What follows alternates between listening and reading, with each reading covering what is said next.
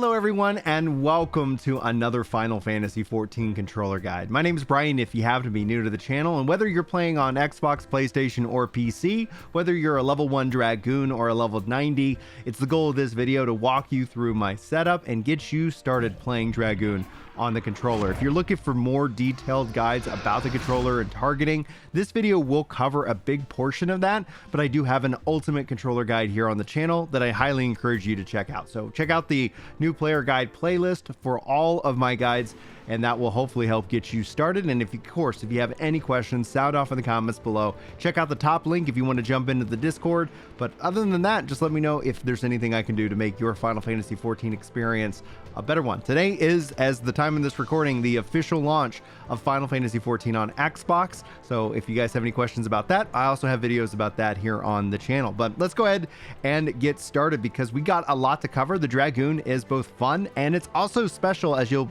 be able to tell from the guide and one of the couple of changes that I make. First thing I want to highlight though is the HUD layout.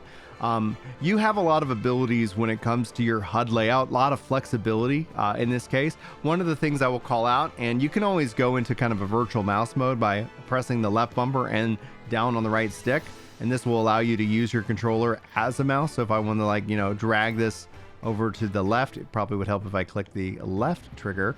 I can do so. Now, obviously, I'm on keyboard. I'm on PC, so I have a keyboard and mouse access. And the thing I want to highlight here is that I have Hotbar 3 on top with a couple of different skills. Now, we do this not that we're going to click on these skills at all, but because I want to communicate a couple of different cooldowns to my character. You can do this for any job, any setup in this game, but this is essentially what I do. Now, I pick Hotbar 3, so it doesn't have any additional numbers or issues. Like you can see here, there's no symbol for what is the key to actually fire that off. And then to set these, we'll go ahead and say okay, and I go into my user macros. Now, I will have all of these user macros in the description or the pinned comment of this video.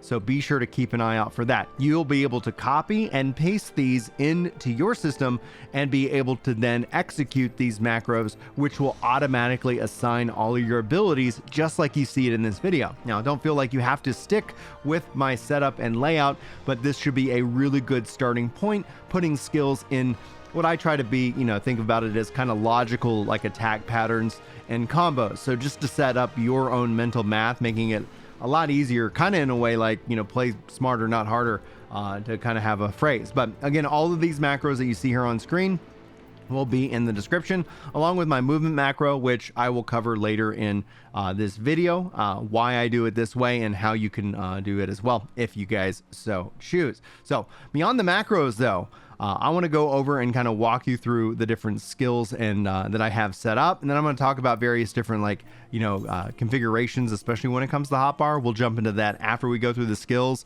and then we'll go hit some practice dummies, and I'll kind of talk about the why this feels good, why I prefer it, and why I'm recommending it to you. But let's go ahead and start here. The system uses the double cross hotbar and the expanded cross hotbar. So for the double cross hotbar, you would double tap the left trigger or the right trigger to get into these skills. If I go ahead and use that, it automatically returns me to the cross hotbar in this case. Now, just to highlight the settings so you're not having to look for it later in the video, under character configuration, under cross, and then down here at the bottom, always display to the W cross hotbar and return to the cross hotbar after W cross hotbar input. If you want to turn that off, using a skill will keep you in that same space. This is more of a preference issue. If you're having a dexterity issue with being able to do the double tap, you can adjust the input timer so that way it's a little bit more forgiving. But with the double tap, I'm going to show you guys, we have battle litany here in the up and down position. I can fire that off. I have my limit break here. You'll always want to make sure you have access to your limit break, especially if you're a Dragoon. Don't sit on these. A lot of players sit on the limit break and it ends up just kind of going to waste. Once it's filled up, it's not going to get any more full. There's no real big advantage outside of maybe a handful of different fights that are on the upper echelon tier of difficulty in this game, but it's good practice to get used to being able to fire off your limit break. Then here I have life surge, and then I got lance charge, Arm's Length, which is a cross roll ability, and then Bloodbath. And you can see here a lot of this actually lines up with what we have here on the right, with just a few minor changes. Where in the case where the limit break was, I have to awkwardly hold my controller here. I have Faint, and then over here on the right I have Mirage Dive, and I'll talk about why in kind of the hitting the dummy section of this video. Now, hit the camera. Oh man, I love it. All right, so on the left hand side, I think of my left hand as the kind of the AoE centric position, and I have a couple of obviously single target skills here, like high jump or jump if you're a lower level Dragoon. These are set up just so I don't have to kind of pop back and forth. I don't know if you guys like that, but ultimately I kind of like to hold down and kind of do the actions that I want to do. But anyway, so here in this case I've got high jump, which is really jump, it's just the upgrade. Mirage Dive, then I've got StarDiver and Geirskogul. Down here on the right I've got Doom Spike, followed by Sonic Thrust, followed by Coerthan Torment, and then Wyrmwind Thrust. On the right side, we're going to start over here and work our way around. I've got True Thrust, Vorpal Thrust, and Heaven's Thrust. Now, these are all going to be, the Heaven's Thrust is definitely an upgrade from, I think, not True Thrust, but Full Thrust or something like that.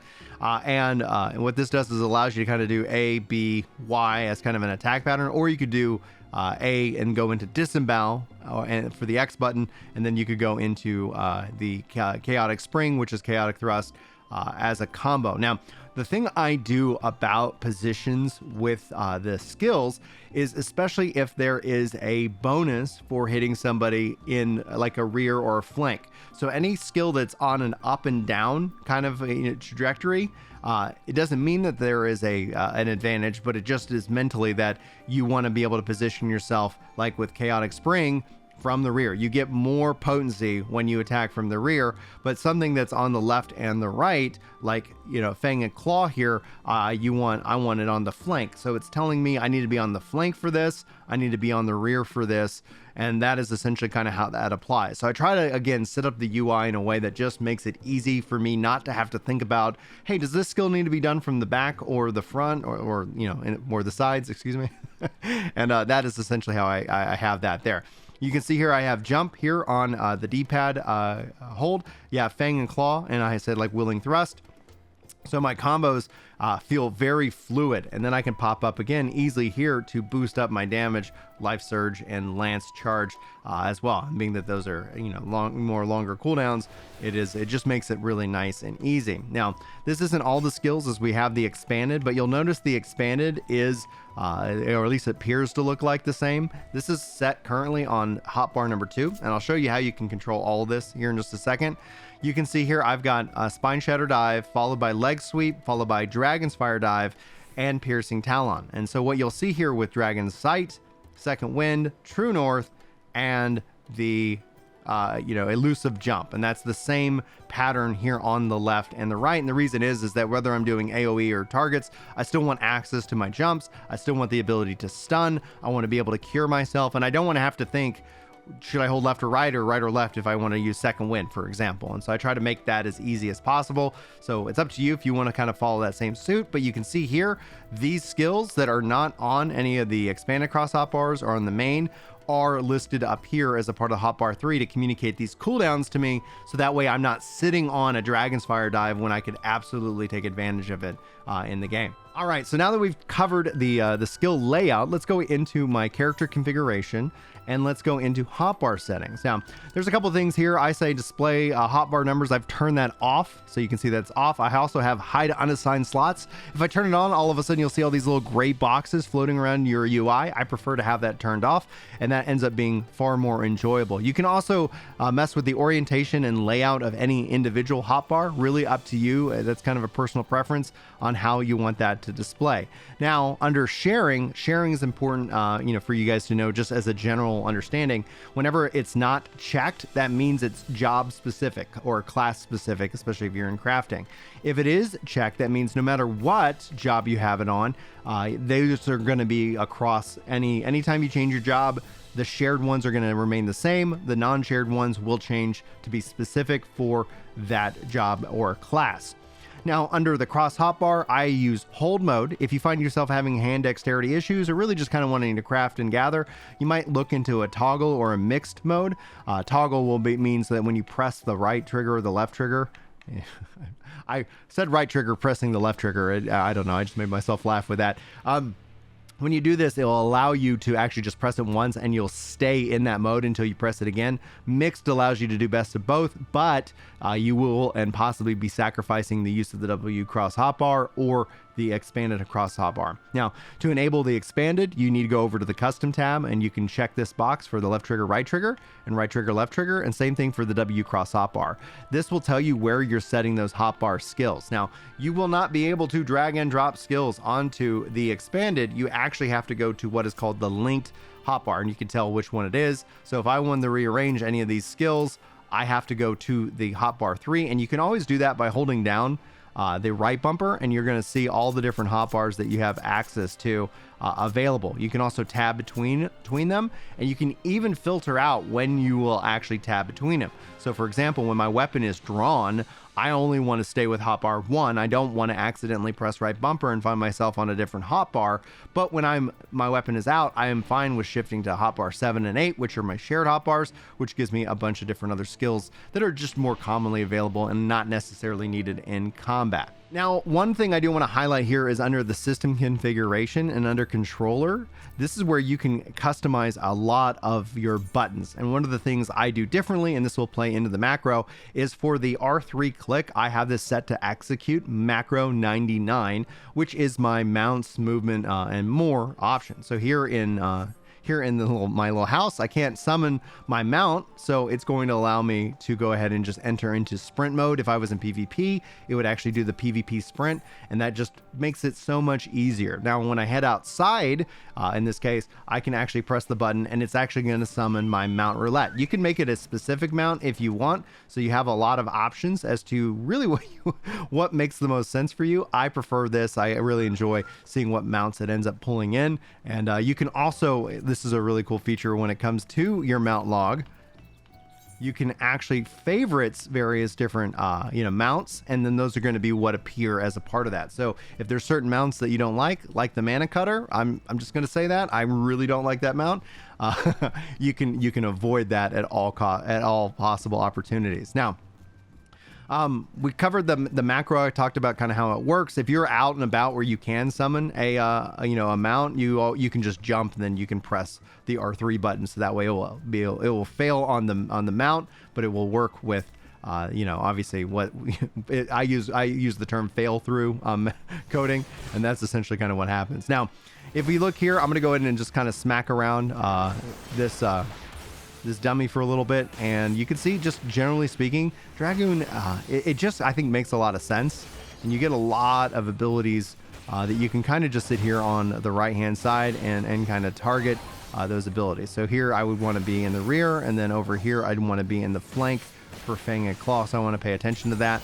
And then I can easily jump into my buffs and fire them up for bigger damage. And that is essentially the rotation, firing this off on the right hand side. Now, if I use jump, I want to also use, Mirage Dive to continue to progress my Dragoon's Dragoon bar, which we really didn't cover in the UI section, but you can see it right here in a simplified mode. To highlight it here, HUD layout. If I go to the Dragoon gauge, I can go into settings for the gauge, and I can decide if I want to turn it on and off from simple to complex. So really that's going to be a preference to you, as well as the size that you want it to be. So with the Dragoon gauge going, I'm going to go ahead and now also shift into using my left side AoE attacks. So I got Wyrmwind Thrust, Geirskogul, and I'm going to start doing kind of my AoE rotation. This is where it's really nice to have my jump and my Mirage Dive. I was like, Moonshadow Dive? Like, that doesn't sound right.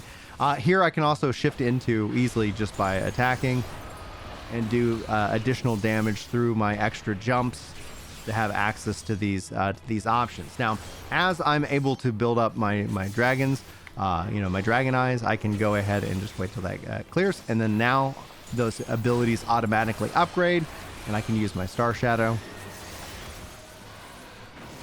I can just really output a lot of damage. Like, honestly, I'm really quite enjoying what they've done with Dragoon, and we hear rumors that they're going to be doing a big rework with it, like for 7.0, but we'll know more once the media tour happens as well. But yeah, guys, you can hopefully see here how easy it is to be able to do these combos and kind of sit into kind of like a rotation. It also still gives me the ability to move around and attack, which is very important as you want to get out of AoEs.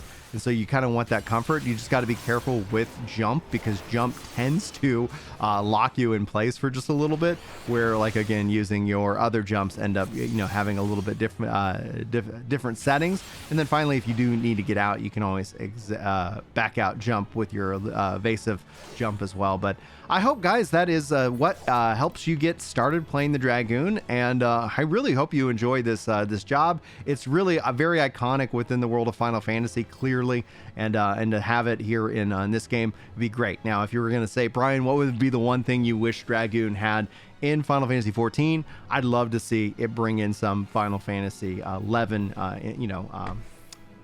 Dragoon little pet, a little wyvern. I think that would be really great. But anyway, guys, for Ginger Prime, my name is Brian. Thank you so much for joining me today. If you have any questions, sound off in the comments below. Hit me up on Discord or follow me over on X, Twitter, Instagram. All of the links will be in the description. And thank you so much for your time today. Hopefully you enjoyed. Hopefully I'll see you next time. But until then, take care.